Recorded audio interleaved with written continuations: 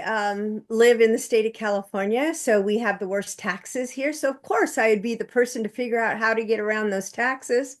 I've been doing 1031 exchanges for over 30 years. So I know the 1031 exchange like the back of my hand, been doing that for a really long time. But about 10 years ago is when I figured out that 1031 is not always the best fit for everyone. So then I started listening to other strategies that are available when 1031 is not the best fit. So the first one, I'm going to be talking about multiple strategies. So when I switch, I'm going to tell you guys, clear your brains. We're moving to the next one. Okay, so it's going to be, like I said, you're going to feel a little fire hose, but we're going to help clear that. And Teresa, step in if there's something that I'm missing that is important for everybody to hear. Teresa Meggs is on the call with me. She is my right-hand person here at our company. She also knows the strategies and will be able to help out. So she'll be answering any questions in the chat as we're moving along. So the first one I want to talk about is tax deferred cash out.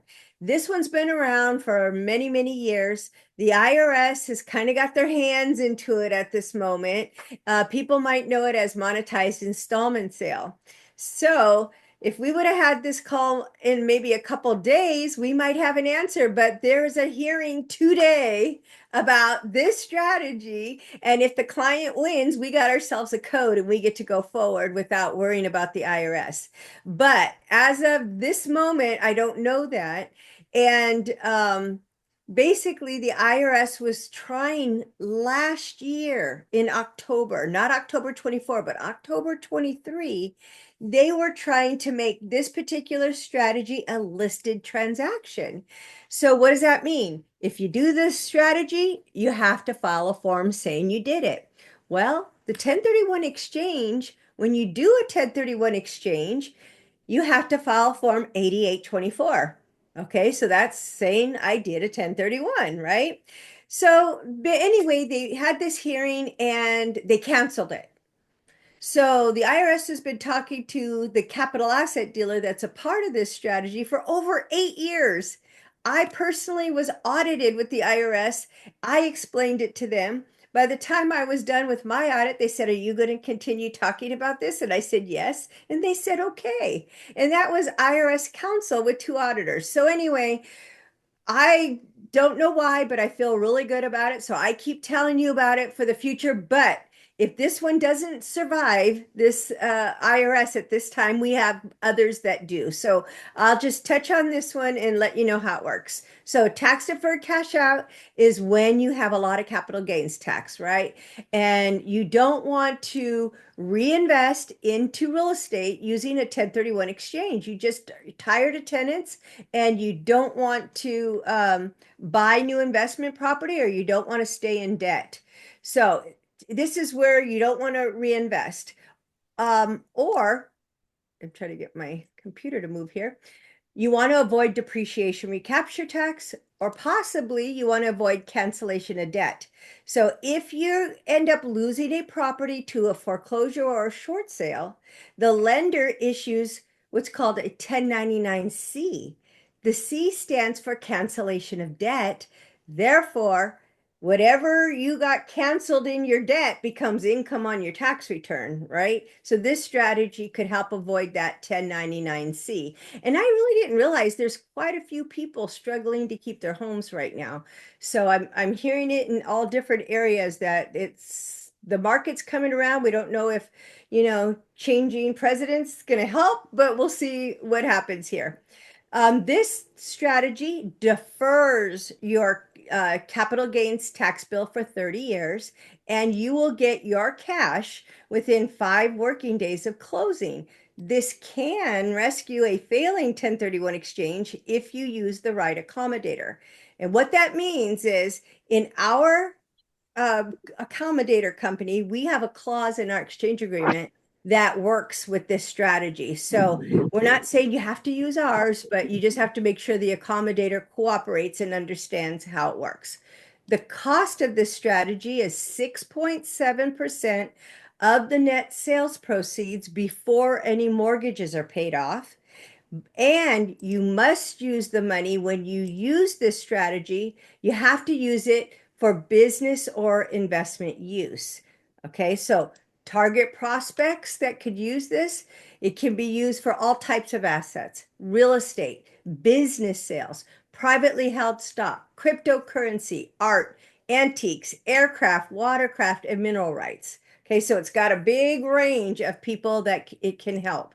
So this is good for investors, business owners, and people that are selling a primary residence could work with this particular strategy, but it's not the best fit. I have a better one for primary residence. So let's quickly walk through how the tax deferred cash out works. So basically, you have an asset you want to sell. Like I said, it could be real estate, stocks, cryptocurrency, a boat, art, antique collection. This also could be a note that you carried back for a previous buyer, and now they're going to pay you off on that note. That could work for this strategy also. All So of your sub twos. the Yeah. what? All of the sub twos, because that's how they are in there too. Yep, yep. Oh, So we have a capital asset dealer. Once the seller enters into contract with the buyer, the capital asset dealer steps in, just like a 1031 accommodator steps in, right? So the capital asset dealer steps in and buys the property or the asset, whatever you're going to sell, buys it from you, the seller, on an installment contract, interest only for 30 years. Then the capital asset dealer immediately sells the property to your buyer under the same terms that you agreed upon with your buyer. So nothing changes. So then the buyer gets the property and exits the picture. Okay. Now, the capital asset dealer doesn't want you to wait 30 years to get your money. So they introduce you to a third party lender. That lender is an independent third party that's willing to loan you 95% of the value of that installment contract. So basically, you receive a loan for 95% of the value of the installment contract with some fees to pay, and all you're left with 30 years from now, you or your heirs is paying the tax bill that you deferred today. mm. Okay? Any questions on that one? I'm going to move to the next one. If you All guys right. have any questions, you can put them on the chat and Ruth will answer any questions that you have. Right. So remember that one, you can ask me in a couple days when I hear from the attorneys what happened with it, but um you know how court cases go too, they get stalled. Nope, they moved it to another month from now. So we'll see what happens on this one.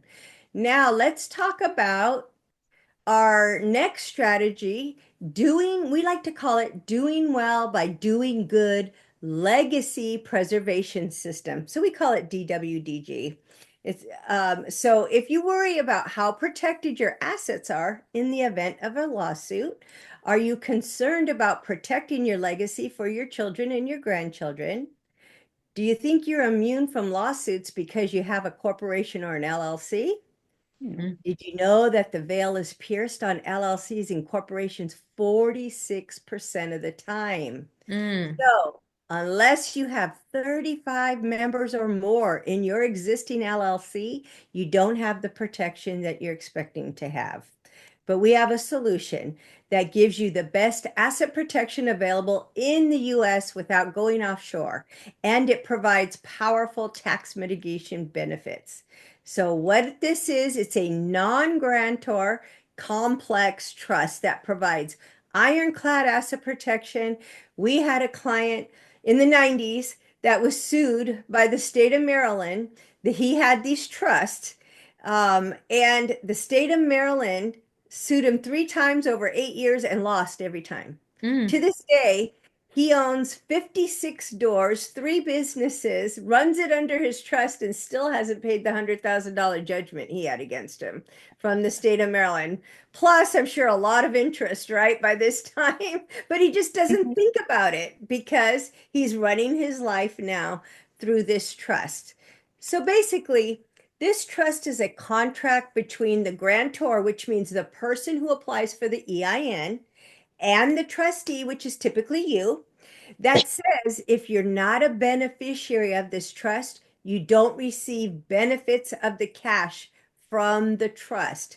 So again, if somebody sues the trust and wins a lawsuit against the trust, they still can't collect because they're not named as a beneficiary. That's how much protection this is. Okay. So this trust helps you bankruptcy proof your personal assets. I always say it's better than a prenup agreement. Okay. I get investors all the time. It says, hey, I just got engaged. I want to protect what I have. He has his stuff too, and he wants to protect it. But these trusts own the property. So if your spouse walks away, the trust still owns the property. You don't, so they can't take it in a divorce agreement. So this non-grantor complex trust is the only entity that gets unlimited contributions and 100% deductibility and an additional year to make the donation. So I'm not sure if you guys are aware, but when you make charitable contributions, you're limited to 60% of your adjusted gross income. And you can donate up to that much, 60% of cash of your adjusted gross income. If it's real estate, you can only donate 30% of your adjusted gross income. So they don't let you just get rid of your tax bill, but using this trust and you make donations to 501c3s, you can make as much as you want and wipe out your tax bill. That is possible. So we just want to let you know that there's no trust out there. Don't listen to internet trust peddlers that say that you can eliminate taxes just by owning this trust. That one is, they use 643 code. We use IRS section 642 that gives you the asset protection, but then you must have a private family foundation to get tax mitigation. And I'll explain that a little bit more. So you can actually legally zero out your tax bill and allows you to choose how much you want to pay to the IRS. So using this non-grantor trust to defer capital gains taxes for 30 years. Now this needs to be tax planning for the sale of real estate. 2 years and 1 day. You can defer the tax bill from the day you originally acquired the property to the original day the trust actually acquires the property to the day you sold the property to the non-grantor trust. And that will allow you to defer the tax bill for 30 years on an interest-only installment sale. Don't worry, I'm going to walk you through this a little bit more. I'm just giving you all the details to it. So when the trust sells the property to a third-party buyer after 2 years and a day, you can eliminate the tax bill that was on the 2 years and a day. So let's just go through an example here. Here's how it works. You sell your property today to your trust. So now it's the whole concept of you don't own anything, but you control everything, right? So you sell your property to the trust today, let's say for $1 million. That's the value. The fair market value today is $1 million. So you sell it to your trust. Now, on an installment contract, interest only for 30 years. Now, step 2. After 2 years and a day that the trust owns the property, the trust can sell it to any buyer, any third-party buyer. Okay, so the sales proceeds from that sale will go to the trust's checking account because the trust is selling it. And remember, you're the trustee. You're the only one who has control of the money of that checking account. So now we call it the Family Holdings Trust. When I'm talking about the trust, it's Family Holdings Trust. So now the trust will have a taxable event. If they sell the property for $1,100,000, they bought it for $1 million, they sold it for $1,100,000. Now they have a gain of $100,000, right? So if they have that $100,000 gain, now they can put the $100,000 into their own private family foundation that we create for you when we set up these trusts for you. So if the trust puts money into the foundation, now you legally got rid of the tax on that $100,000. Okay. There's some rules that happen with the foundations that you have to follow. 5% of the assets of the foundation must be donated to a true charity. So give it to your church, your favorite dog shelter, Wounded Warriors, St. Jude, anybody you want to give it to, or you could put on your own charitable event.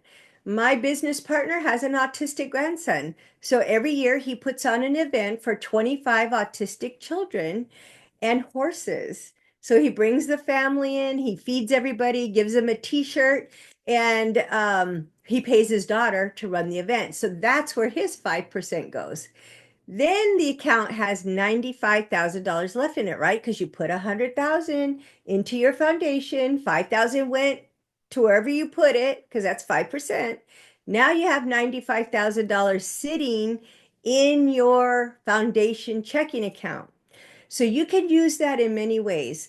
Let's say that there was a house in your neighborhood that burned down and they needed blankets and coats and some water. You could go get your foundation debit card, go buy those items for that family and give it to them. That counts as your charitable giving. You just have to document what you did with it. If they have an article in the paper, great, cut it out. If they don't, you don't have to have them signing for it or anything like that. You just need to document on how you spent the money.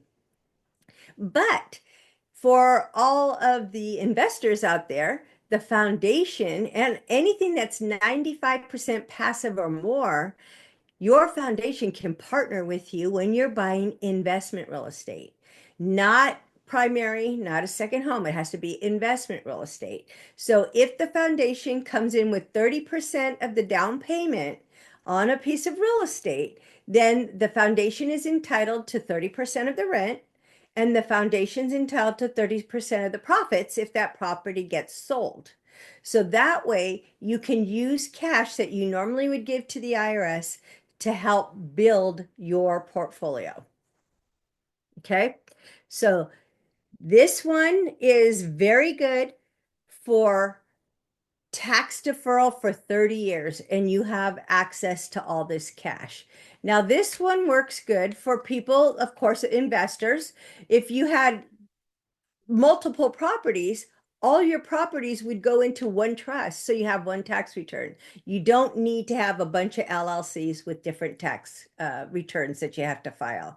So this also works for people that own one house or more, elderly clients, people that want to sell their home down the road and don't want a huge tax bill. People that are getting married don't want to ask for a prenup, and primary residence works with this one. So this particular with the trust, if you really have 2 years planning, which is very hard to find, most people that are 2 years out of selling aren't not even thinking of the tax bill. So it's hard to find clients that really want to plan, but the main thing is the asset protection. I had a client call and say that he got sued over bed bugs from his tenant in his apartment building, and the tenant won. And he says, I can't believe over bed bugs, I lost a lawsuit. I'm never going to let that happen again. And he started the process to try and get the trust set up for him so he doesn't run into that anymore. All right. Any questions on the trusts? Teresa, you're not seeing anything in the chat? All right. Let's talk about charitable holding company. This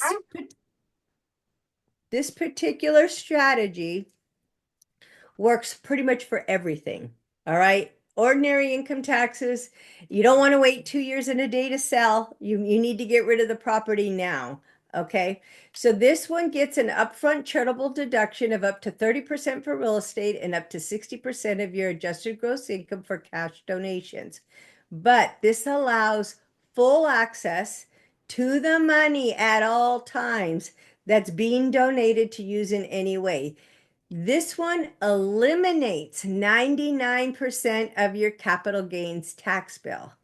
And if in this particular case, there's going to be a note and I'll explain how it works, but it's a great way to use life insurance to help give a donation to a charity that's going to happen 30 years from now.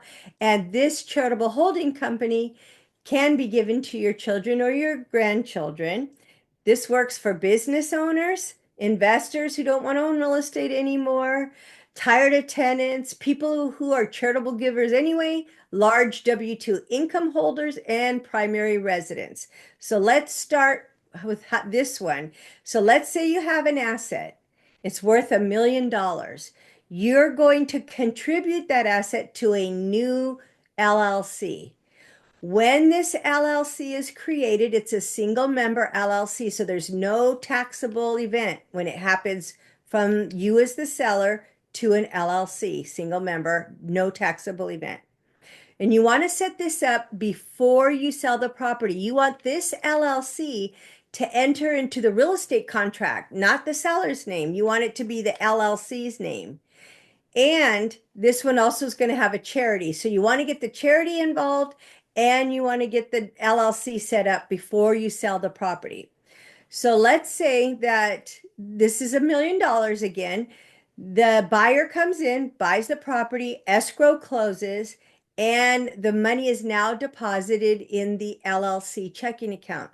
This LLC checking account belongs to the client. The client goes down to the bank and opens up an LLC checking account. The client chooses who's going to be a signer on that bank account. Nobody besides him has to be. So the cash is now sitting in the LLC checking account. Let's say $1 million. Now, we don't want you to grow your wealth in this LLC checking account because what's going to happen is 99% of this LLC is going to be owned by a charity that you choose, not our charity. This is not, oh, if you do this strategy, you got to use our charity. No, you pick your charity.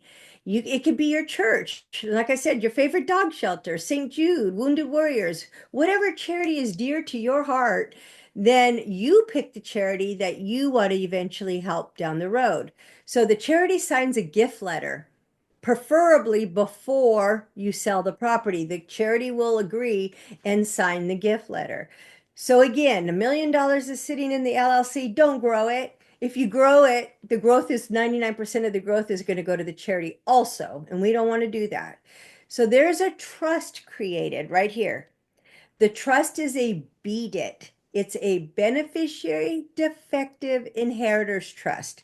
The client owns it. It lasts 365 years. The client is the beneficiary and the trustee of this trust.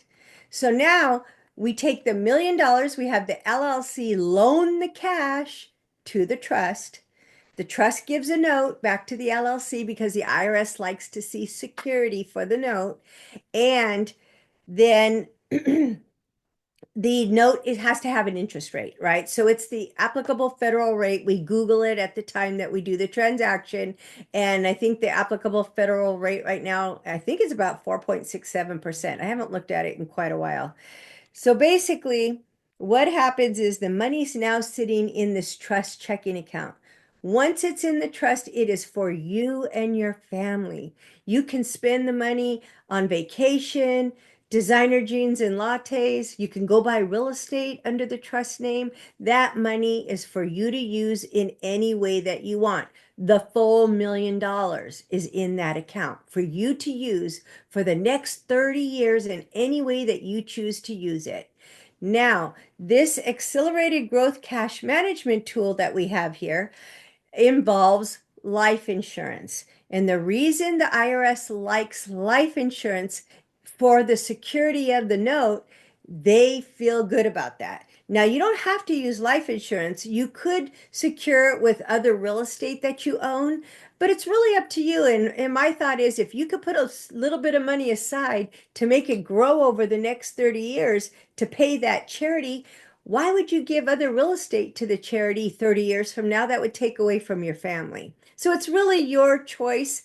And Teresa is our person in my office that has some really great products that are earning very large interest rates when it comes to the insurance. But basically how the strategy works here is if you're insured, and remember, if you're insurable, the person insured could be a spouse, a child, a grandchild, or anybody that would benefit from your estate could be the person who actually gets insured. So basically, the trust owns the life, is the owns the life insurance policy, they get the death benefit. So if you passed away in, let's say, year 25, then the death benefit here in the life insurance gets paid to your trust, to your family. So let's say the death benefit was $2 million. Okay, so it goes to the trust. Now the trust takes the $1 million note that it owes and pays it to the charity. So that way, $1 million is still sitting in your estate on the death benefit for your family to use in any way that they want. But now the $1 million pays off the note to the LLC. The LLC then gives the charity their donation, and this eliminates the tax bill. So like I said, the sales price was $1 million. If you were in California, you would pay 37.1% between federal, state, net investment income tax. People call it as Obamacare, that takes care of depreciation, recapture tax. It just takes care of everything. So in California, you would pay 37.1% on $10,000 instead of $1 million. And it's elimination, and it is gone. So Yeah. this is a great strategy to take a look at. Yeah, if kind of like inject here, there's a question that Teresa is asking that it's the whole life, you can put it in whole life. You want to put it in something in likely in IUL, because whole life is not as flexible. And all of these strategy, the money that you can get out of that, you can put it in a IUL that you can also transfer it to your beneficiaries and everything. And Yes. So I know that Naheed also does the insurance, so she would be the one working with Teresa to help if there's any questions on the strategy, but Naheed would be the insurance person that would handle the actual insurance. So I don't want you to get confused. It's not where Teresa handles the insurance. Any of you that are life insurance people, you handle it. We do not take any client. We just help you, assist you helping your clients. And also, Chino had a question that it's going back to the To the trust. trust. Mhm. Yeah, that he's saying if you're not the guarantee or beneficiary, then how do we receive the earning? You're the trustee. Mm. So in the trust, you're the trustee. So you can earn trustees fees out of the trust. Yeah. Okay. And now you know why all the riches have their own foundations and all charities. That's how they keep their money for themselves. So Right. how much can we, are we capped at how much we can receive? This is the wording from the IRS, reasonable. That's very So good. what's reasonable, right? It's going to depend on like how much money you put into the trust or what the trust has. So that's a good question. That would be for the attorneys when we get you connected to them. But right now, I have the trusts. And so I have a business trust and the family holdings trust that I was talking to you about. And I have 3 companies. So I have 2 corporations and 1 LLC. So my 3 companies each pay me 15% of the gross income. I take it away from the companies and I put it into my trust accounts. Now my trust accounts can pay me as a trustee income. And what that does, because we have staff in that, so we have to pay, all the payroll taxes and everything that goes along with having the payroll. But myself and my husband, as owners of the company, we have the 15% of the management fees and the IP fees we pay to the trust. Now the trust pays us trustees fees, and I avoid all of the payroll taxes in that for our income. But I can't do that for our client, our employees, but we can do it for our income. Interesting. So you just got to think about it's like a constant of thinking of how you can make things work, and that's how it works. Right. Yeah. Cool. Lisa, have you answered all questions? So far, yes. Yeah, Yeah. everything I'm not good? seeing any other questions in the chat, but Yep. Guys, feel free to ask as many questions as you want. But you sure you want to open that Pandora box with me? Because I have a ton of questions. Go Good. ahead, Chino, please go ahead and Yeah. that's your opportunity. Yeah. And Either that especially or you can since, schedule a call with us. I just have one more to go over. And Okay. then that way anybody who doesn't have questions can get off and then we can finish answering questions at that point. Does that work? Thank you. Appreciate you. Yep. Okay. All right. So this is the final one I want to talk about. And this one I am very excited about. Like I said, I've been doing exchanges for 30 years, and this one is it's involves 1031 exchange. So we offer a liquid 1031 exchange opportunity, which provides a cash loan against a replacement property in a 1031 exchange. So I'm sure all of you are aware when you do a 1031 exchange, you have to buy a property or properties combined value equal or greater. So if you sell for 1.8 million, you have to buy 1.8 million dollars of property. If you have 1,125,000 in equity, you got to roll it over into the new properties. And at the time of sale, if the loan balance is 675,000, you have to go out and get a new loan. And a lot of times people are retired and they're just not in a situation to replace the loan. But the other part is the stressful part of having to identify property by the 45th day and then close escrow by the 180th day on one of the properties you identified. Because once midnight of the 45-day passes, you can't list anything else on that identification form. If you do have an accommodator that says, yeah, go ahead, you're still going to go to jail if you do it. So even though an accommodator, if they accept it, you don't want to do it because you're going to put yourself at risk doing that. But let's set yourself up for success.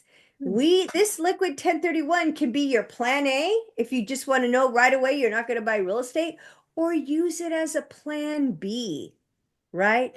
So basically, you close on you get your buyer, your real estate contract. You close the property using your 1031 standard procedures.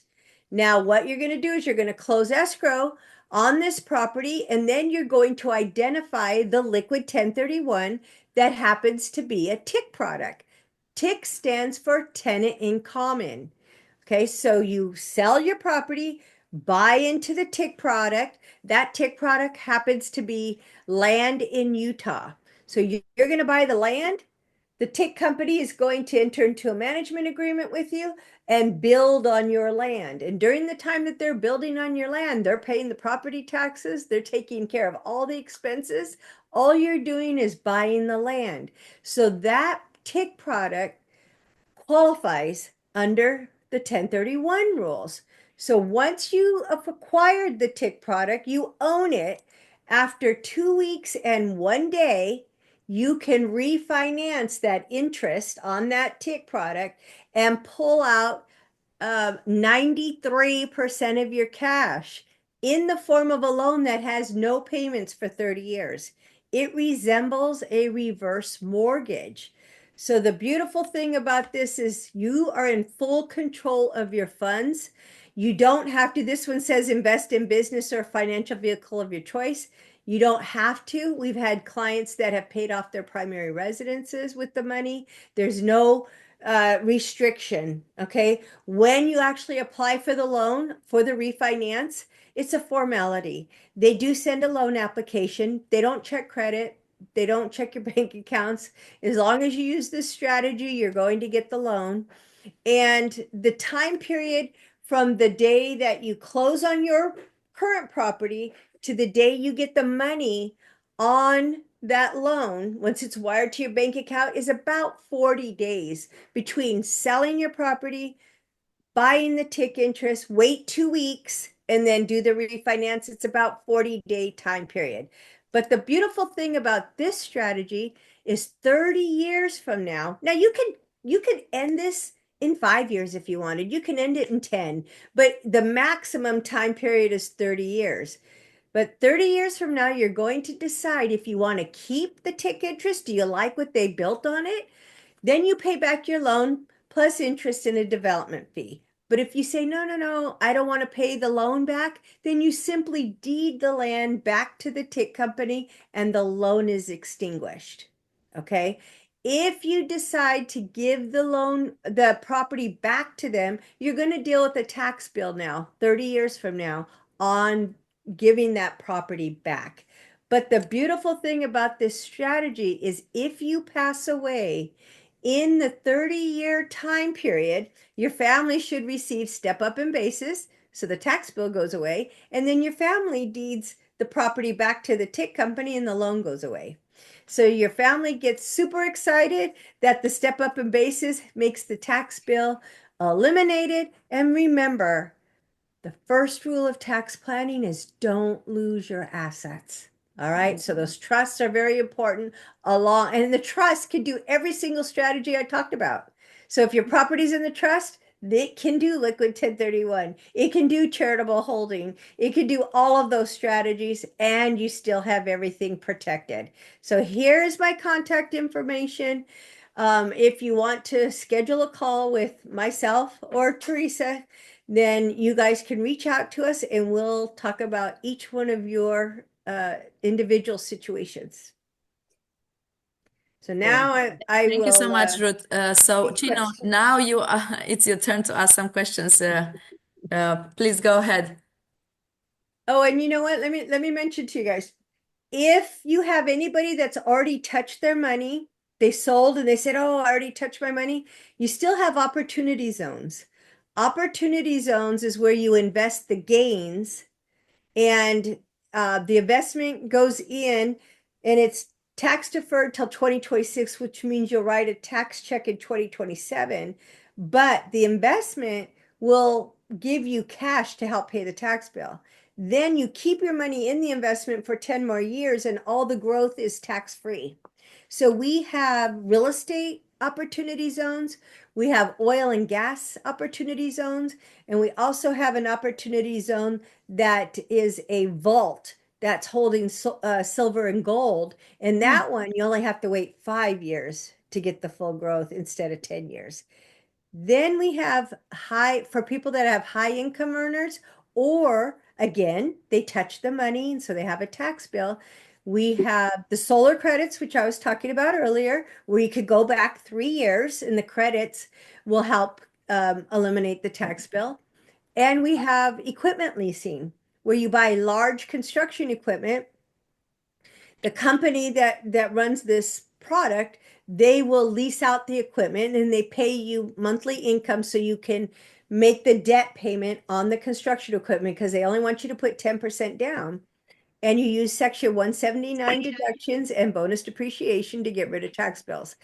And we have tribal tax credits. We have many different things. So really what we need to do is get on a call and see which product is going to fit for each client. Perfect. Yeah, there's a lot to unpack. I'm pretty sure that everybody's head is spinning and it's like they weren't expecting that this kind of like detail and deep conversation about how you can save taxes and all different strategies of it, you know. So but it's anybody have question can come up, you know. Chino, it's your golden opportunity. I know that you're doing a lot of you want to do charity and you know, those kind of stuff. But anyway, I'll stop sharing my screen so we can see yeah. more. Okay. First of all, thank you guys for hosting this and appreciate you all. No problem. I live for this kind of stuff because I can get really creative with my transactions Mhm. and start coming up with my own names. So Right. the questions that I have, like for instance, it is actually all the properties that I have, I own. My LLCs and different LLCs. I think it's more like an attorney type of question. So in order to pretty much avoid getting sued, I have a quote unquote money collecting LLC apart from the property owner LLC. That money Okay. collecting LLC then have a lease agreement with the quote unquote tenants. The Mhm. money LLC has a master lease with property owner LLC, right? So basically, it's like an asset management LLC. Yeah. I do the same strategy for when I put my seller finance on top of the sub two deal that I'm selling. So you're carrying the financing for your buyers? That's correct. Okay. The thing is, I don't just sell it. They don't just come in as a buyer; they come in as a partner. I bring them in into my LLC, the property owner LLC. I I have a separate money collecting LLC. This strategy, because I still own the property with them, I own 0.0001%. Okay. They own 99.99%, right? Do you do that for lender purposes? Or you own them all cash, right?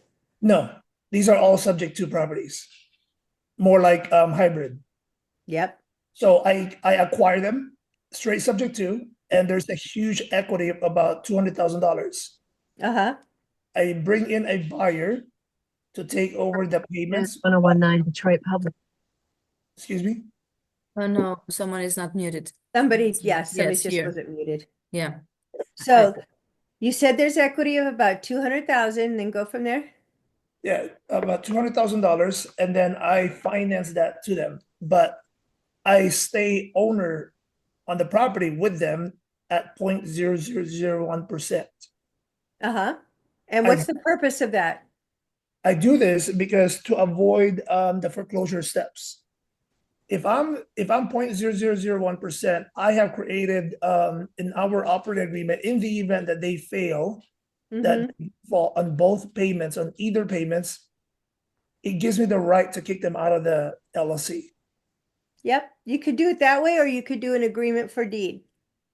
Well, an agreement for, okay, tell me about why would I do an agreement for deed? The agreement for deed is once they've paid the property off to you, once they pay the property off, the balance to you, then they actually get the deed. So you never give them the deed. They have it. They still have the ownership rights. They get to write off the taxes just like full owner, but now you're not any part responsible for what they do with that property. So if they get sued because their dog bit somebody and they come after your property, you're liable for your small 0.1%. But if you used an agreement for deed, they own the full property, but they never actually get the deed until it's been paid for. So you can avoid the Oh, foreclosure okay. that way too. Okay, so that's actually a contract for deed. In our language, or It's executory contracts. it's a little bit different than contract for deed. It's agreement for deed. Okay, They're very similar, but it's just the way of the wording. So basically they get to have the full benefit of ownership. right. But they're not getting the deed till they pay for the property. Just like the bank doesn't release their lien, right, until they get the property. But they literally cannot do anything with the property until they have paid you your $200,000. Then they'll get the actual deed that they can record. Like a car ownership, like a Pretty car much that like, you get. yeah. Yeah. I understand that. So the situation is they do own because I brought them into the LLC that owns the property. Mhm. So I brought them in as 99.99% owner. Yeah, but you're just keeping yourself a little bit at risk. You see what I mean? Even though you have a very small interest in it, if a lawsuit happens on one of those properties that you're carrying with Right. people, they're going to come after you and they're not going to care about your percentage depending on what happened. They're going to come after your whole estate. Right. Even if we have stated in our operating agreement. Hey, who that got their stuff in some? Yeah, that's all up to a judge to decide. Do you want your uh your life being on one judge trying to see something? You see what I'm saying? So you really, what you're doing sounds great, and I agree with you what you're doing, but it's all that back to if you get sued, what happens? So how do I even do that now? The property owner LLC owns the property. They own 99.9999% of the property of that LLC, I should say, of the LLC. I can still have an agreement for deed with them. Yeah. Well, you would just convert it to an agreement for deed, just change the terms. What about so just the operating agreement terms? Well, what about the deed of title? Will it still stay on my property owner LLC? Well, you're not going to actually give them the deed to the property. So you're going to still have control for foreclosure reasons, non-payment reasons. You're going to have control. They're going to have the benefits of all the write-off, but the bottom line is they're not going to be able to go and refinance without your approval if No, they but try the to deed do of something title- with the property. So the deed of title it doesn't transfer, it stays on that property owner LLC. Right. That it doesn't transfer to the clients until they have paid you the $200,000. But they get to write off the property tax bill. They put the insurance. They get the benefits of the interest writing off for home ownership. But they So we already cannot, have that stated on the operating agreement though. So everything that you're telling me, all the benefits, of an investor, Yep. it's stated on the operating agreement. so you're completely fine. What I'm telling you, you're doing it fine. But what happens when a lawsuit, somebody gets murdered in that property? Let's go extreme, right? Because when murder happens, all things change, right? So if somebody gets murdered on one of your properties because somebody had a party, right? And they got shot at that party, guess who's going to get involved in the lawsuit? Not only trying to defend yourself, but you're going to have to protect every single home that you own because LLCs don't protect you in the way that you expect them to. Yep. That is so true. And That is- that's what I'm worried about with the way that you have it set up. I mean, for your protection, yes, it makes 100% make sense. But the what if is the scary part. Right. Gotcha. So that's the only piece that I'm missing for when I do this. Actually, this strategy, I call this Chino Burrito because it's not a wrap.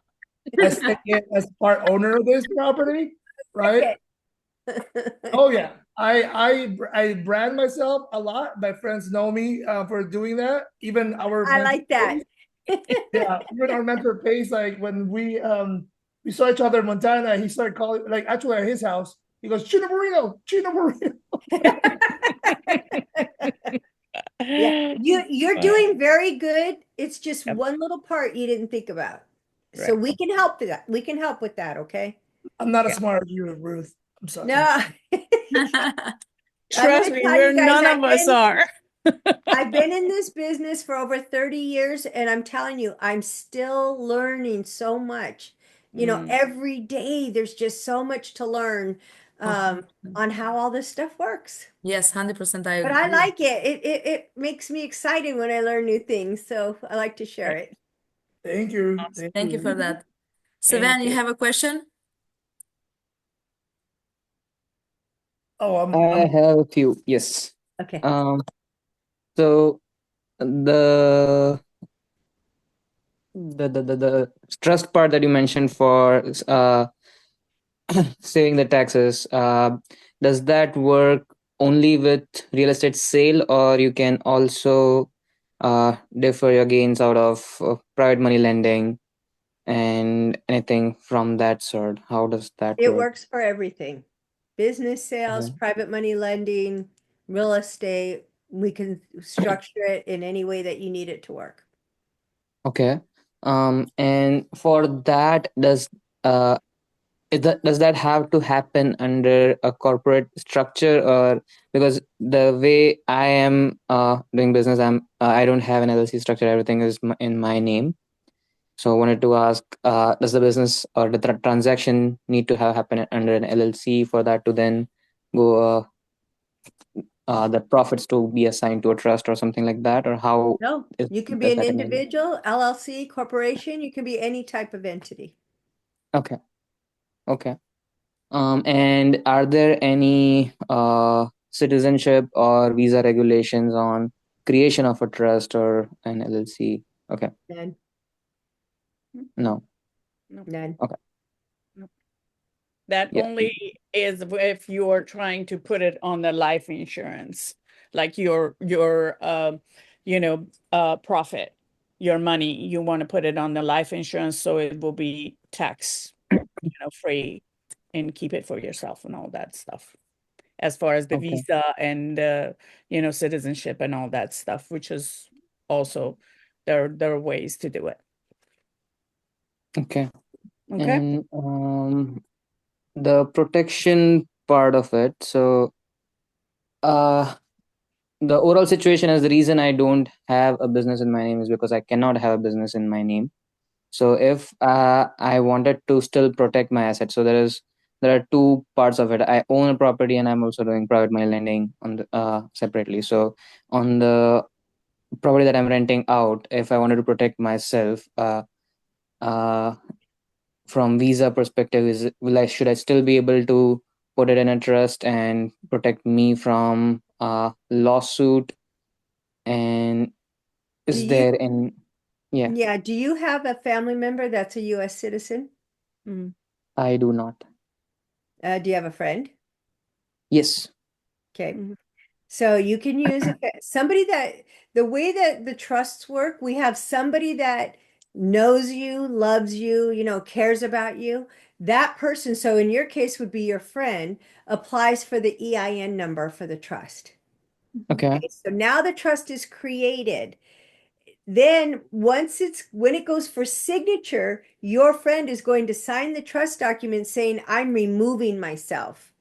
So irrevocably removing myself and giving the trust to you.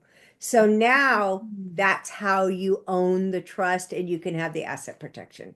Oh my God, that is so gold. Okay. Mhm. Yeah, So there's so go ahead. Sorry. yeah, There's it's just Oh, that way, no, but not even the government knows that that trust is owned by you. Mhm. So is that uh are there any tax obligation to the friend or the partner that originally owned the trust? None whatsoever. Because nothing's going to happen to the trust. You're not going to put your properties into it until after the friend has removed themselves. Then now it's yours, and now you're selling to your trust. So no Okay. liability, nothing that comes to the person who gets the EIN number. Okay. And you can Yeah, I do the think that's same thing with the life insurance, like putting that like someone else, like someone else that to be the owner, someone else to be the insurer, someone else, to pay the money and all of that stuff. So you And don't you have, still own it. Somebody yeah, else and can you be still, insured and you still own it yeah, in life Mhm. insurance. Yeah. Okay, that makes sense. okay. Thank you. You're welcome. Yes. So I hope you guys, Any other questions? You guys? Nobody has other questions. Everyone, Anybody feel it's overwhelmed? yes, everyone is overwhelmed because we there's need the smoke coming out of Quite a our bit. ears. yes, I no, do this have a is question. great stuff. Yes, for sure. Go ahead. On the liquid 1031, if I'm understand this correctly, is it so in other words, like if you put an investment property or a personal property in this, um, so what becomes liquid, the whole property or just what the available like Okay, so money you right. have in there? So what's happening is you sell your property to a buyer. You use a 1031 accommodator just like normal. The replacement property is the TIC product.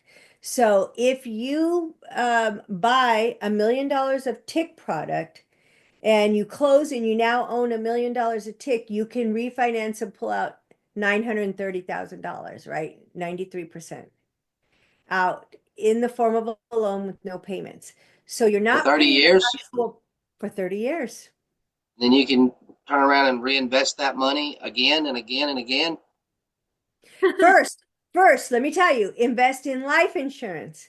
Then you take the money from the life insurance and go buy the property. Right? Okay, well, I Because probably now need you to got money working in two areas. Yep. yeah, that Yes. kind of started to make my ticker start ticking a little bit when I was thinking about that, because Yep. that's insane. It is Yeah, when insane. you have it in life insurance policy, when you get any money that you're making out of your real estate, when you put it in a life insurance policy, it's you never going to, and you borrow that money and use it for anything you want, anytime you want. That basically you're using your money in two places is going to stay in your The life same insurance dollars policy. growing in two Yeah. Is places. that tying into infinite banking, correct? Yes. Right. And remember, I- I'm not a life insurance person. I help you with the tax bills. Then you Yeah. talk to these ladies about the life insurance, okay? Because they can help you determine how much you want to put in, when you could draw it out, Yeah. all that stuff. So Yeah. instead of going and getting like equity out of a property that's 100% paid for, or using it for a HELOC or a line of credit to reinvest, you're better off to do the 1031 liquid. Let me tell you why. Mhm. This is a tax people don't think about. Right. If you refinance a property and pull cash out to go buy another piece of property, when you sell that property that you just refinanced, if that mortgage balance is larger than your original cost basis, so the mortgage is larger from what you paid for that property, the IRS could tax you up to 39% on the difference, What? in addition to capital gains taxes. Okay. So the only way you avoid that tax is if you refinance, pull cash out, and you spend the money on that property improving it. But if you didn't, you're going to get hit up to 39% more. And that's completely separate from the capital gains tax bill. It's in addition to the Correct. capital gains tax bill. Yep. Wait, But- can you, hold on. Sorry, can you please Go ahead. rewind a little bit? Let me press the rewind button. What? You're like, wait a minute, what did she Her say? ticker's What did ticking. she say? Right. Can you speak No, No. capital gains on the mortgage payment if you're taking over what? If you refinance a property and pull cash out, and now your loan is larger than your original cost basis, what you paid for that property, when you sell it, the difference between the mortgage balance and your basis, that difference, they could tax you up to 39.6% on this difference. Mm. But what strategy would you use on that? So what you do with that Liquid is 1031, charitable holding, any of those. I like Okay. the charitable All of holding. the above. I really like to dive into the private family foundation a little bit more because just finish on this one okay. because you can also do on your HELOC. What you can do, if you get a HELOC, you can put that in your life insurance policy, all that money, and then pay your HELOC from the money that you just put in into the life insurance. That way you have liquid in your life insurance, and the money that you paid for your HELOC is the insurance money, other people's money, and it paid off, and then you have your HELOC also to work. So your money in your life insurance is getting compounded. You still have your HELOC, and you can do whatever you want No, hold on. 30 years. Pay them back in 30 years. for forever. That is going to be forever. No. When- So wait. Going Yeah. back to the whole you're still gonna get 39% tax on when you refinance on your house. What if like you do a second lien position or a HELOC? That's considered as a debt, and any debt is not taxable. No, it's not taxable when you take the debt, but if you sell the property before you pay off the debt, now you got a tax bill. That's right. Okay. Yeah. So I'm still safe. All right, that's all I care about. Thank you. You're welcome. So, "Phew, I can sleep tonight. I don't have to worry about it." Right. Or if, yeah, I got a that's, question for Ruth. go ahead. Yes. Yes, Becky. I got a question for Ruth. Okay. Ruth, you said you're in California. So the majority of us on here are from Michigan. So you know all the tax laws in Michigan as well? Yes. Look at you. You talk like Tom Wheelwright. Do you know who Tom Wheelwright No, is? who's Tom Wheelwright? Oh, Tom Wheelwright's the tax advisor for Rich Dad Poor Dad. Oh, So that's right. I knew the name. You're right. and Ken McElroy's, that's Yep. his tax guy too. You talk like him because I listen to all his books and I follow him and I try to, learn from him. And Now you know you a have the lot. live Clearly, you've been person. doing it a long time. Now It's Yeah. you all have the about live. learning, and the people that I work with, they're attorneys and CPAs and tax accountants. My business partner has been in the tax mitigation world for 41 years. He's the guy that people hired, said, "I'm hiring you to get rid of my tax bill," and they put him on the payroll to just constantly watch the books and keep the tax bills gone. Nice. So neither one of us are CPAs or attorneys, and that's why I can sit on Zoom with you guys. I can sit on Zoom with clients because I'm not giving tax advice. I don't have to have an agreement signed, right? And I tell everybody, this is how they work. Which one do you like? And then I put you with the attorneys that do the strategies. Right? Oh, nice. And I have other attorneys that are not the ones doing the strategies, but will write opinion letters that they will hold up in court. Mm. So Nice. a lot of it is federal code, right? And yes, I work over, the whole United States. And, think about the liquid 1031. I have a lot of people that, especially when they didn't know what was going to happen in the election, and they go, "I'm going to move and blah, blah, blah," right? And they go, "Well, I want to do a 1031 and buy a property in France. Does it work?" No, you have to buy in the US. But I said, what about you selling your property, do a liquid 1031? Now you have your cash, go buy your property in France. Do you Right. see, Right. just always, to me, if there's a will, there's a way. So 100%. don't ever take no, say, "I got to find the person that can help me make this happen." It's not what they say is not the what, it's a who, Mhm. that it's who that can help you with what you want to do.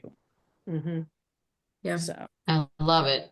And I thought I was protected because I, had last year had got a live-in trust done, and the structure was very similar to what you were speaking about, but you guys are saying that is different. I Well, don't, the how living is it different? trust, the living trust keeps you out of probate. You absolutely want a living trust. Okay, Mhm. everybody wants a living trust, but the living trust does not give you tax mitigation or the asset protection. Okay, so what Really? we do is, like, I have my trusts that provide the asset protection and tax mitigation, but then you have the living trust, because the living trust takes care of your jewelry and the things that you don't necessarily sell to your other trust. You can, but the living trust like fills in the gaps for anything you may have forgotten about to put into your other trust. So we have both. We advise having both of them. Gotcha. Okay. But thank you. Mhm. awesome. So the non-grantor trust holds the living trust. Which one is greater? The non-grantor trust is the stronger asset protection and tax mitigation. Mhm. The living trust accents Okay, You know it's what I mean? underneath. Like I It's like a said, the jewelry, subsidiary. the diamonds, the stuff you don't think about to put in the other trust would be covered by the living trust. Okay. My business partner says your spoon collection is covered by the living trust. Okay. Ivan, you have a question? Yes, my question was going to be, can I contact you afterwards for a personal strategy session? Because I have a lot of questions that are outside the scope of what we're discussing here, but Yeah, it might absolutely. help me. Yep. Yeah. So the main thing is our conversations are free. We will walk you through the strategies, how they work. We're going to tell you, talk to your CPA. And a lot of times people outgrow their CPAs. If you just have a CPA that's filling in the blanks and Yeah. not helping you with strategies, you kind of outgrew your CPA. We are more than happy to teach your existing CPA and say, hey, this is how it works and da da da da. But sometimes I've had a CPA tell me with the client on the phone, it says, you know what? I'm ready for retirement. I don't want to learn this, and told his client to go work with the people we work with because she didn't want to think about it. Right. To me, if your CPA doesn't, well, sorry. Oh, sorry. To me, if your CPA is not calling you and say, hey, by the way, I just got, learned about this, or this law changed, or that happened, then they're not really working for you. They're working for their own money. Well, you ask them, are you working for me or the IRS? Right. Mhm. So, I don't think I'm really understanding the life insurance deal because so you're saying I can get like a $10 million life insurance, put it in a trust or the liquid 1031 no, to no, do no, that? no, no, no. No, no, no, no, no. For the life insurance, it's all different. That's a whole Oh, different okay. topic That's a and a yes, whole a different different.